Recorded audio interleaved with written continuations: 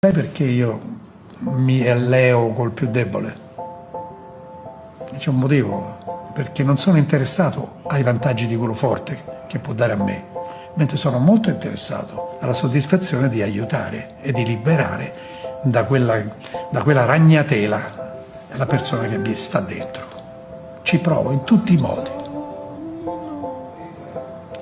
modi, non sempre riesco, perché dobbiamo essere in due a desiderare di uscire dalla ragnatela. Io devo entrare, vedere la ragnatela da dentro la ragnatela come lui vede la ragnatela, prima che lui la veda. Ma per lui la ragnatela non è una ragnatela, è la sua salvezza, è la sua meta. E quindi si realizza quella cosa terribilmente pericolosa che è il fuoco amico. Cioè ti arrivano i colpi che ti uccidono, ti feriscono, da chi o da ciò che consideri amico.